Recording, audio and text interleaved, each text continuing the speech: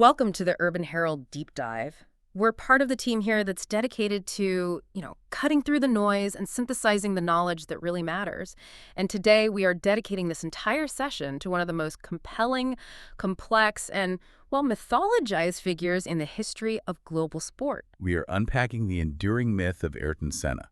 It's been 3 decades since his death, May 1st, 1994, and his legend it doesn't fade. If anything, it's growing stronger. It really is. And with a major new streaming series about to bring his story to a whole new global audience later this year, that resonance is something we really need to get to the bottom of. Exactly. And that's our mission here at the Urban Herald. This isn't just going to be a recitation of his staggering statistics. We all know the numbers. 3 F1 World Championships, 41 Grand Prix victories, 65 pole positions, which was a record at the time. An incredible record. But we're here to understand the intangible quality. What was the alchemy? What allowed Senna this almost mystical ability to extract the impossible from a machine, from a single lap, or from a life? Right. What we've done is synthesize an immense stack of information. We're talking biographical data, deep technical analyses, interviews with his rivals, his engineers, and even psychological profiles. So we're really looking for that precise intersection. That's it. The point where the physical skill and the technical mastery ended, and something else, something unique, maybe a psychological or even a spiritual approach to racing, began. And so the big question we want you to hold in your mind throughout this deep dive is this: why did his life, which was cut so tragically short at Imola, transform him from just an athlete into a living embodiment of Brazilian possibility? Let's start at the very beginning. To really get a handle on the relentless, sometimes ruthless intensity of Senna the racer, you first have to look at the environment that created him. And our sources make it very clear this is not a classic underdog story. He wasn't fighting his way out of poverty. No, not at all. He was born March 21st, 1960, into the affluent part of São Paulo. His father, Milton da Silva, was a wealthy industrialist. And that privilege is a really crucial detail, isn't it? It's everything. Because it means he wasn't driven by, say, financial necessity. His motivation was purely intrinsic. It was from within. You see that support from his father right from the get-go, though. I read that his dad assembled his very first kart for him. He did, and get this, he used a basic lawnmower engine. No way! Yes, Yeah. So that gave him the foundation, the equipment to get started. But the drive that came next, this sheer obsessive focus, that was all his own. Entirely his own creation. So he starts karting officially at, 13? Age 13. Yeah. And he was good. Very good. Very quickly. But it's when he starts competing internationally that you see the first real flicker of the future world champion. He wins the South American Kart Championship in 1977. Right. But the reports from that time all emphasize the same thing. He was never satisfied with just regional glory. His ambition, even as a teenager, was to go up against the absolute best in the world. That's where that obsessive drive comes in. And the crucial pivot, the moment that changes everything, comes in 1981. He's just 21 years old. He makes the decision to leave the comfort, the financial security of his family's business in Brazil, and move to Britain to pursue professional racing. And this is the part that's so striking. He does it with almost no financial backing for the racing itself. Virtually none. Yeah. He was taking on small jobs, living on a shoestring, taking enormous risks. It was an all-in commitment, a massive gamble fueled entirely by that inner obsessive drive to be the best. It's a gamble that pays off, though. And it pays off immediately. He just systematically tears apart the hierarchy of the junior formulae. He really does. You can see the hallmarks of his F1 dominance appearing right there. In 1982, he doesn't just win the British Formula Ford 2000 championship. He wins a European one as well. In the same year. He wasn't just winning, he was establishing a pattern of clinical superiority. Which brings us to 1983, the British Formula 3 Championship. If F1 scouts weren't already watching him, they were after this season. Oh, absolutely. The numbers are just stunning. He wins 12 races out of 20 that season. That's a 60% win rate. I mean, that's unheard of. It is. And this is where we get the first real taste of the psychological battles that would later define his entire career. Because he wasn't running away with it alone, he had a serious rival that year. A phenomenal one. A young Martin Brundle, who would go on to have his own successful F1 career. And Brundle pushed Senna relentlessly all season long. So Senna's raw pace was obvious. He took 12 pole positions that year. But Brundle was consistent. Exactly. And Senna had some mechanical failures, which allowed Brundle to close the gap right near the end of the season. So the pressure going into that final race was just Immense. And how did Senna respond? With what our sources call clinical dominance. He didn't just win the race, he executed it flawlessly. From pole to flag, ensuring the title is settled without any doubt. He crushed him. So this early phase of his career, it really establishes his signature characteristic, doesn't it? It's the perfect summary. The combination of raw, devastating single-lap speed, you see it in all those polls, paired with the relentless, devastating consistency of a true champion. And that performance, that championship, it secures him an immediate F1 seat for 1984. It does. But it's not a top-tier seat. He debuts at his home Grand Prix in Brazil driving for a team called Toleman. Which is described in our research as a respectable but decidedly midfield team. That's putting it generously. They were plucky underdogs. So he's a rookie in a B-tier car, but the world didn't have to wait long for the legendary moment to arrive. Monaco, 1984. Monaco, often called his Annunciation, the moment he announced himself to the world. So set the scene for us. He starts way down the grid, right? 13th on the grid in that Toleman Hart car, a total long shot. But then the heavens opened. It started to rain, torrential rain. And he put on a clinic of car control that was, frankly, shocking for a rookie. He starts hunting down the leaders, and the leader of the race, the championship leader, is Alain Prost. In the far, far superior McLaren tag car. Yeah. The best car on the grid. The absolute best. And Senna, in the Toleman, is closing the gap. He comes from 13th all the way up to second place, and lap after lap, he is demonstrably quicker than the reigning world champion. Often by several seconds a lap. Yes. On a treacherous street circuit where one mistake ends your race, it was breathtaking. But he doesn't win the race. No. The race director, Jackie Ickx, stops the race, controversially. He waves the red flag for safety reasons, just before Senna could complete the overtake for the lead. He was right on Prost's gearbox, ready to pass. And the flag comes out, he finishes second. But the message had been delivered with thunderous authority. A new force had arrived, a Rain Man who was terrifyingly fast in the most unpredictable conditions. What's truly fascinating, though, and this ties directly into the spiritual side of his career that we'll get into later, is how Senna himself processed this, his philosophical take on this non-win. Right. He didn't just shrug it off as bad luck or, blame the officials. He internalized it. He saw it as a lesson. He later described the disappointment, the complete inability to control the situation, as an awakening. He did. He said, and this is a direct quote, "The mistake I made woke me up psychologically and mentally, and I changed a lot after that. That was when I took the biggest step in my career as a racing driver, as a professional, and as a man." So he literally transmuted disappointment into fuel. Exactly. Yeah. This established a core part of his psychological makeup. Setbacks weren't defeats to him, they were spiritual lessons. They were opportunities for radical self-improvement. He wasn't just optimizing the car, he was trying to optimize his own character. And that philosophical shift, it pays dividends almost immediately.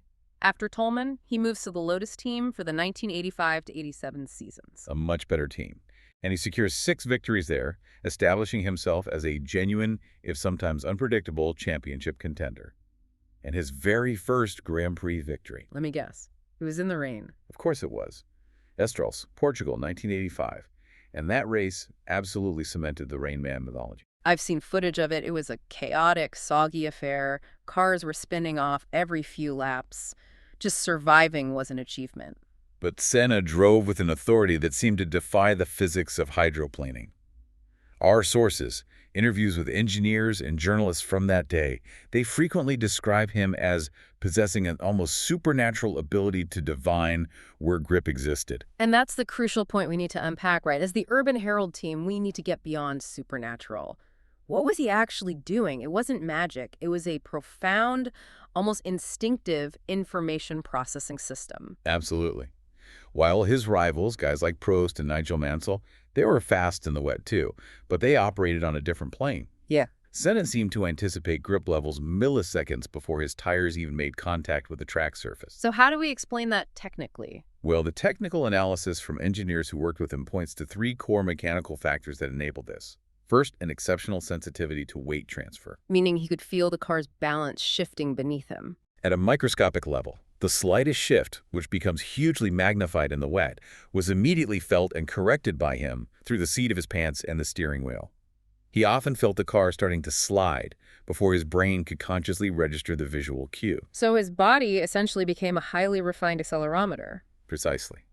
The second factor, and this is where his precision was just unreal, was his remarkable patience with throttle application. Okay, break that down for us. In the wet, you put the power down too quickly. And you get instant wheel spin. The tires just skate across the surface of the water and you slide. Senna could modulate the power delivery with this incredibly microscopic, granular precision.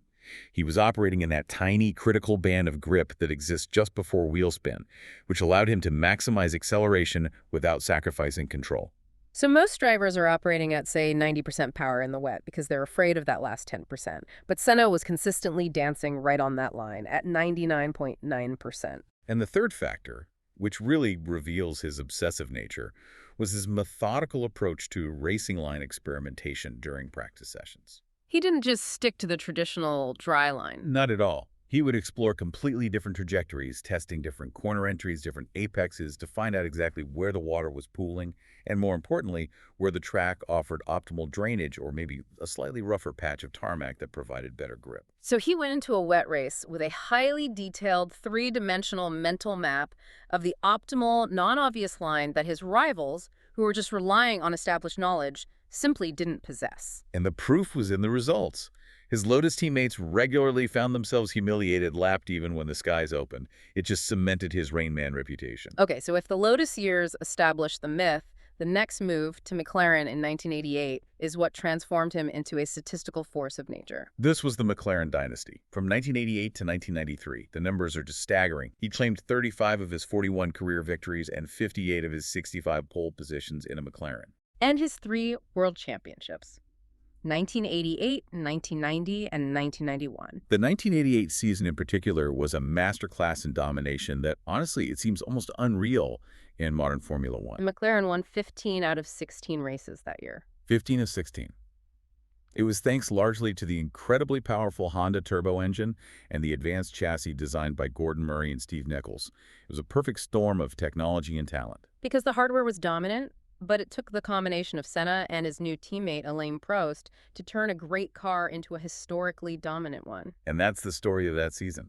Senna won 8 races, Prost won 7. The psychological intensity of that internal competition was just unprecedented. It was a war inside their own garage. Beyond the sheer speed of that car, though, we have to address the psychological element of Senna himself. The source material is full of contemporary observers talking about Senna entering a kind of trance state during qualifying. What did that actually look like? It was what modern sports psychologists would call a deep flow state. He was accessing a, quote, deeper reservoir of consciousness. People who were there said Senna would become almost uncommunicative in the minutes leading up to a qualifying run. He would just dial out the world. Completely. His focus would become frighteningly intense.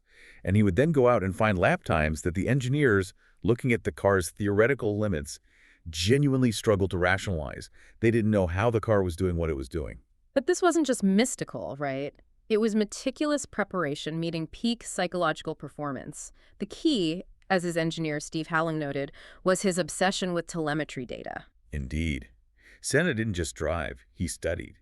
He would spend hours reviewing telemetry data. He was comparing individual corner speeds, analyzing brake pressure traces, scrutinizing throttle application patterns across every single lap he did. And most drivers look at the data to see where they can be faster. But Senna looked at where he was losing even a single fraction of a thousandth of a second. He was chasing perfection on a microscopic level. He turned this technical obsession into a continuous feedback loop. He would take the data, internalize it, and then apply a micro-adjustment on his very next lap. It was this process of continuous improvement that his rivals, even the great Prost, struggled desperately to match. And that combination, the almost spiritual access to a flow state and the cold mechanical dedication to data, is why those 3 championships were built on such an unshakable foundation. So if we're looking for the 2 perfect defining examples of Senna's integrated talent, where that technical obsession and his psychological edge all coalesce into pure genius, we have to look at 2 specific performances, Monaco and Donington Park. Monaco is universally known as the Cathedral of Genius in F1. It's the ultimate driver's circuit, and Senna is its undisputed high priest. His dominance there is just staggering. Across 9 starts between 1984 and 1993, he won 6 times. And that record remains unbroken. I mean, think about that. When you consider the talent of drivers like Lewis Hamilton or Michael Schumacher, the fact that Senna's achievement still stands alone is remarkable. The circuit itself, a tight street circuit, it required absolute precision. And the danger, the barriers are right there, lining every single meter that played directly into his hands. It did. His relationship with the circuit was described as symbiotic. He said it required complete commitment, absolute focus, no room for doubt. The danger that intimidated his rivals, that forced them to hold back just a tiny psychological margin for error. A margin Senna simply refused to concede. He thrived on it. But the one moment that truly defines his Monaco mastery, the single lap that is discussed more than any other in the history of Formula One, is his qualifying lap in 1988. This is the lap where he set a time 1.5 seconds faster than Alain Prost, His teammate, in identical McLaren machinery. Let's just pause on that for a second and unpack that 1.5-second margin. In F1 terms, especially at a short, tight circuit like Monaco, 1.5 seconds is a lifetime. It's colossal. It's typically the margin that separates pole position from maybe 8th or 9th place on the grid, not the car in the next garage. So how do we explain it? How is such a massive disparity between two of the greatest drivers of all time in the same car even possible? It almost seems to defy mathematics. It comes down to operating beyond the limits of conscious thought. Prost, the professor, he calculated the safe maximum speed for every single corner, factoring in tire wear and risk. He drove with his brain. Exactly. Senna, on that lap, drove the car at the absolute theoretical physical limit of the tires, the chassis, and the engine. He was constantly adjusting purely on instinct. The 1.5 seconds was the cumulative milliseconds he gained by carrying a tiny bit more speed through every single turn and braking a fraction of a second later than Prost. And Senna himself reflected on that lap later. He said he was in a different dimension. He did. He said, "I suddenly realized that I was no longer driving the car consciously. It was pure instinct, a total flow state." And that achievement was deeply rooted in his philosophy of mastery. His mechanic, Giorgio Ascanelli, had a great quote about it. He said, he treated every lap like a masterpiece. And to create that masterpiece, Senna built an intense three-dimensional map of the circuit in his mind. He developed this practice of walking the circuit repeatedly, over and over, intensely studying every surface change, every painted line, every slight gradient variation. He wasn't just looking at the big things either. He was noting exactly where shadows fell at different times of day. Right, because he understood how track temperature variations, even a small change of 5 degrees in a shadowed patch of asphalt, would affect the grip of the tires. So he built this mental map so precise he could visualize the entire lap, every bump, every curve, with his eyes closed. It's the difference between being a high-performing athlete and having an almost monastic dedication to your craft. So if Monaco was the exhibition of precise, high-risk genius, then Donington Park in 1993 was the chaotic masterpiece, the one that demonstrated his total command over strategy and the elements. Yes, this is the race that's often referred to simply as the lap of the gods. The setup was a real challenge for him. Senna was in a McLaren that now had a customer Ford engine. It was a good car, but not on the level of the Williams Renault. Which were driven by Alain Prost and Damon Hill. The Williams was by far the superior car, packed with technical advancements Senna's McLaren just didn't have. And you also had a young, rising Michael Schumacher in the Benetton. And Senna starts fourth on the grid. And of course, the race begins in torrential rain. And then came that opening lap. What unfolded is one of the most studied pieces of F1 footage in existence.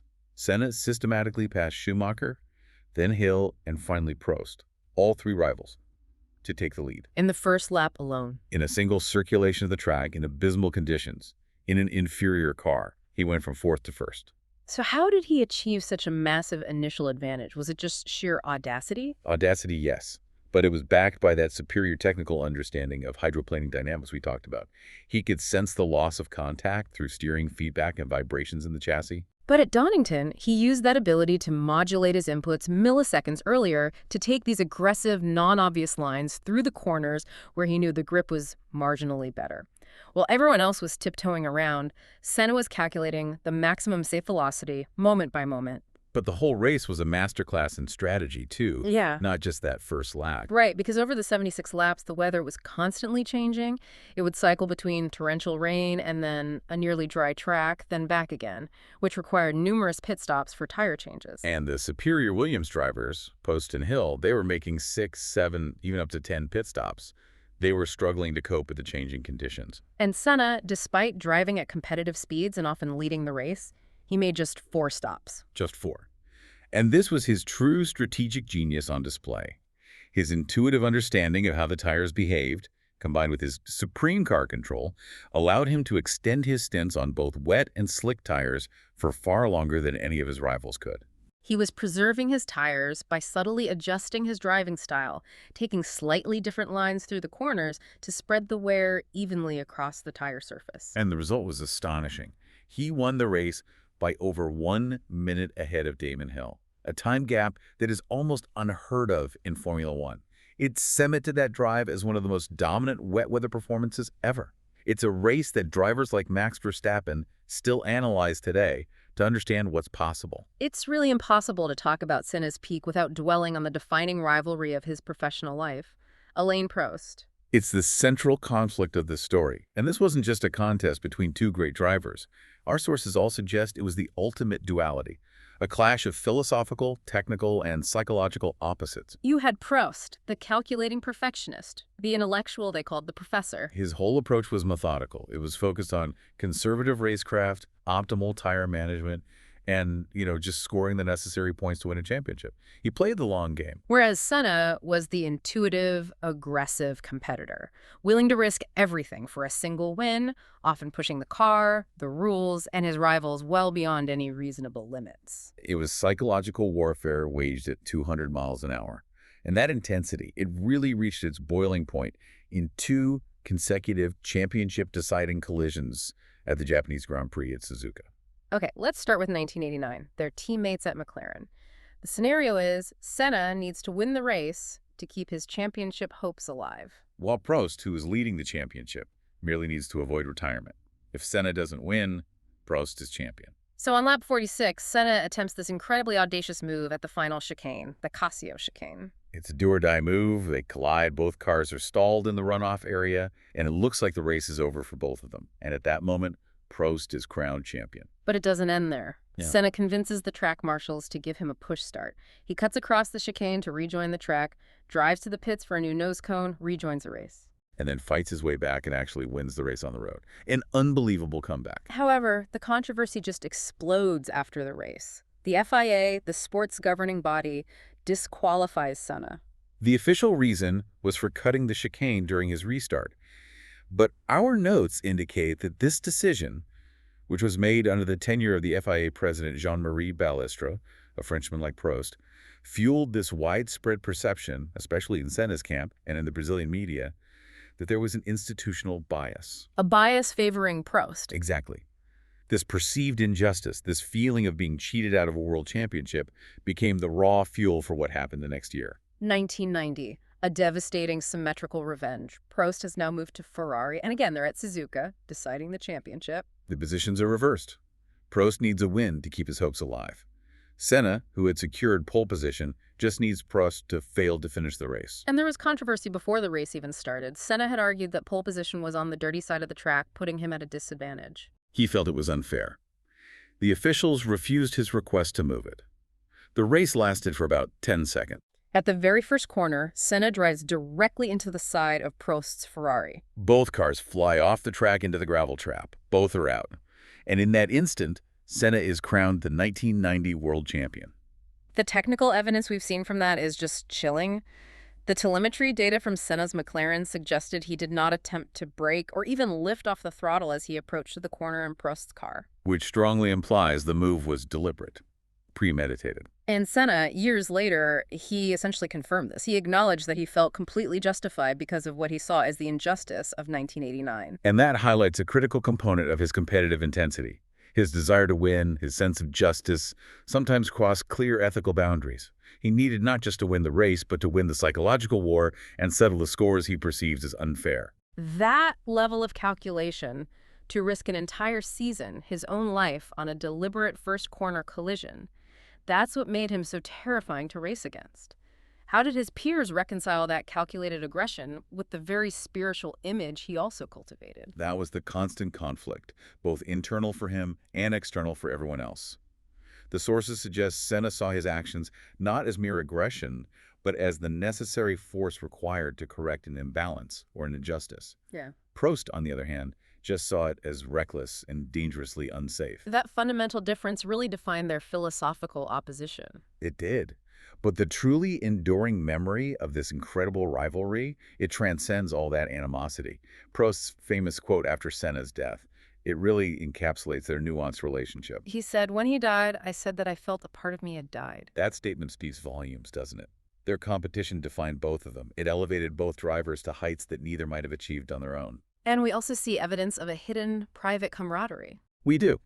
Our research includes instances where Senna would actually go and seek Prost's technical opinion on car setup, or even discuss the political dynamics within the sport's governing bodies. He respected his rival's intellect. So their relationship was far more complex than the simple good versus evil narrative the media loved to promote. Absolutely. It was a mutual reliance built on a shared, extreme competitive pressure that nobody else on Earth could understand. That incredible rivalry concluded just a few years before the unthinkable tragedy at Imola in 1994. Senna had moved to the Williams team, the reigning champions. It seemed he was destined to secure his fourth title. It looked that way on paper. But the 1994 season was deeply challenging because of a seismic shift in the regulations engineered by the FIA. Right, the FIA banned virtually all of the electronic aids that had made the Williams car so dominant. That's right. They banned active suspension, which constantly adjusted the car's ride height for optimal aerodynamics. They banned traction control, or TC, which prevented wheel spin under acceleration. And they banned anti-lock braking systems, or ABS. And these systems were the very foundation of Williams' success in the preceding years. They allowed the cars to have near-perfect cornering and stability. So the resulting 1994 Williams, the FW16, was hastily redesigned to cope with this sudden reliance on purely mechanical grip. And Senna recognized the problem immediately. He noted that the car was fundamentally unstable, difficult to drive, and felt, in his words, immediately less stable at the rear. The problem was acute, wasn't it? When you remove TC and active suspension, the driver is suddenly required to control power delivery and manage the chassis behavior manually. The FW16 was a car designed around electronics, and when those systems were ripped out, the underlying mechanics were exposed as twitchy and unpredictable. Especially when pushed to the limit, to Senna's level, he struggled intensely, failing to score a single point in the first two races of the season. Which was unheard of for him. And then the F1 circus arrived at Imola for the San Marino Grand Prix in May 1994. The atmosphere of that weekend was immediately ominous. Our sources indicate that the entire weekend just felt cursed from the start. It did. On Friday, Rubens Barrichello, Senna's young compatriot and protege, suffered a massive 140-mile-per-hour accident. He barely escaped serious injury. Senna was profoundly affected by it. He went to visit him in the medical center and was reportedly visibly shaken. And the situation just deteriorated further on Saturday. During qualifying, the Simtek driver Roland Ratzenberger crashed fatally at the Villeneuve curve after a front wing on his car failed. It was the first death during a Grand Prix session in 12 years. And the notes indicate Senna was just devastated by this. He considered retiring from the race that evening, questioning whether the sport's risks were still justified in this new, seemingly unsafe era. That tragic weekend culminated on Sunday, May 1st. Senna started the race from pole position. He was leading on lap 7. As he entered the high-speed Tamburello corner, his Williams FW16 failed to turn. It went straight on into the concrete barrier at approximately 192 miles per hour, or 309 kilometers per hour. The impact itself was devastating, but the severity of his injury was compounded by the debris. The front wheel was torn from its suspension on impact. And it struck his helmet at lethal velocity. A piece of the car's suspension then pierced through his helmet visor, causing catastrophic head trauma.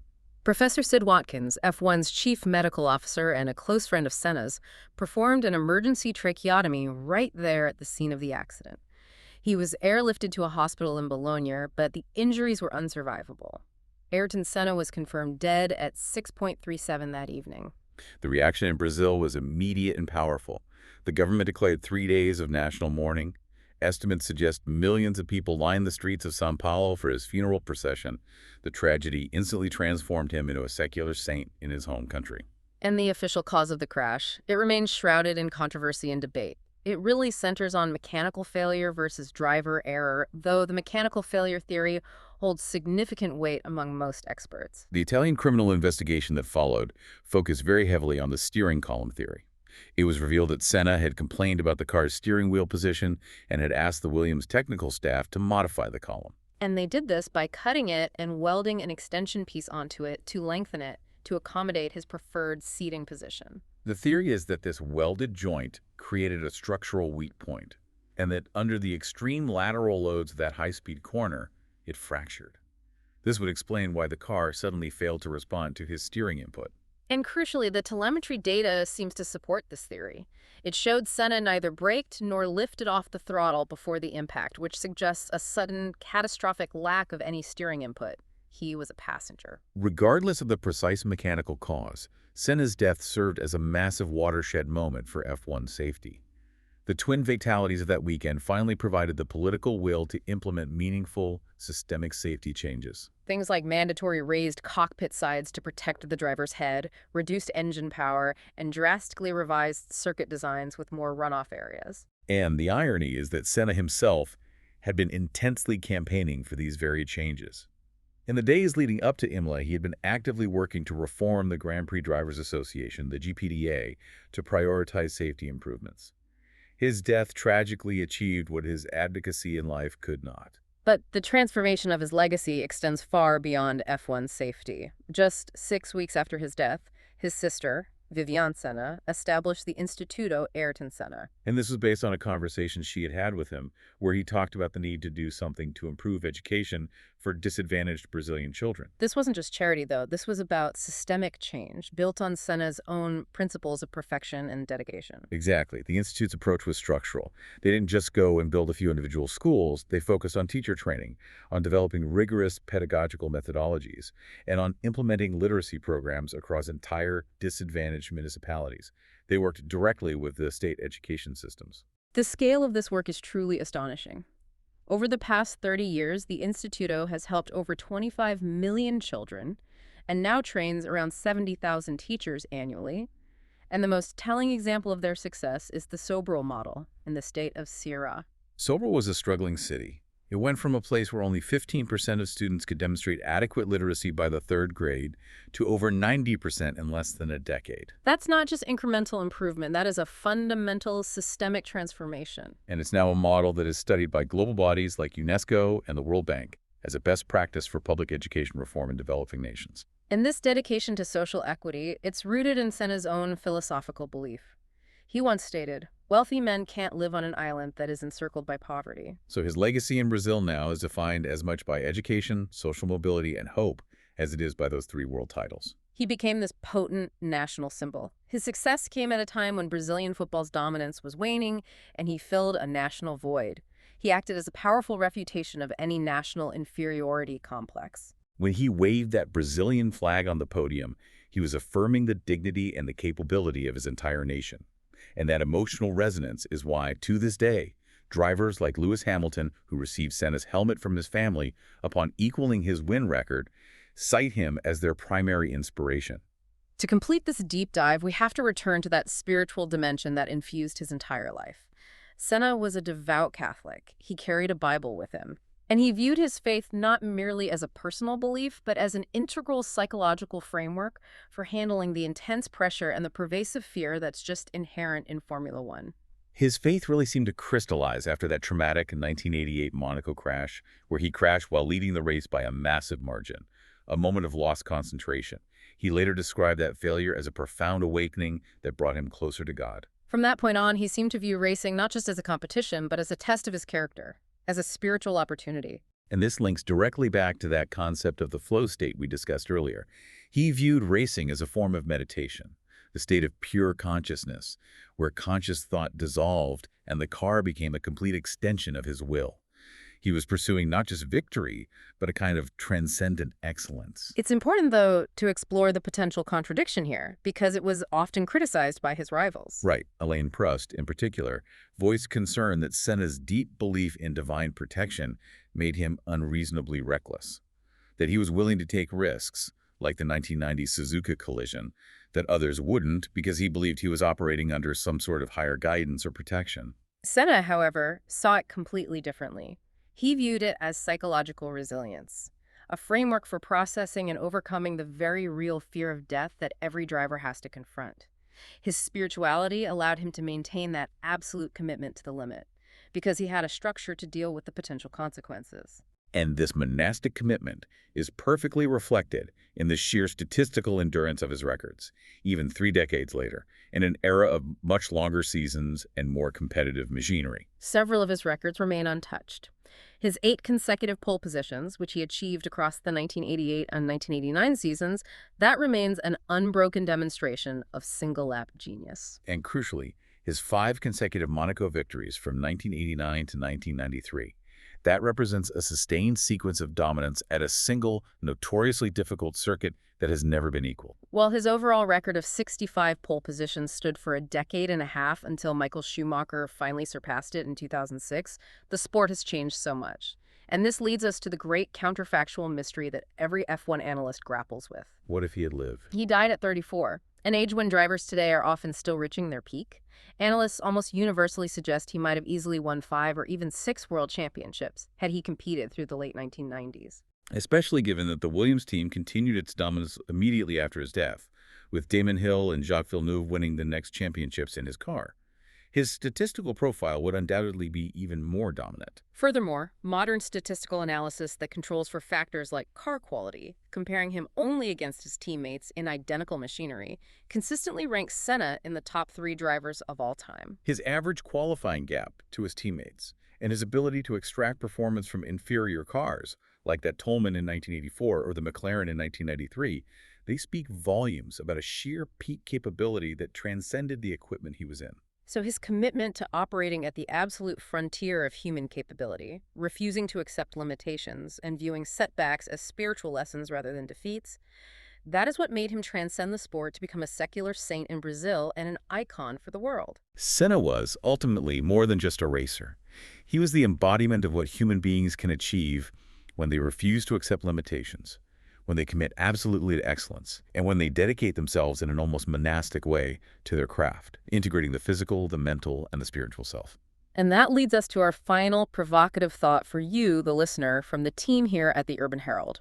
Senna's life suggests that true greatness requires not just talent or superior technology, but a radical, almost monastic commitment to craft that integrates the physical, mental, and spiritual self. So the question for you is, how much of our own pursuit of excellence are we holding back by prioritizing compromise over complete commitment?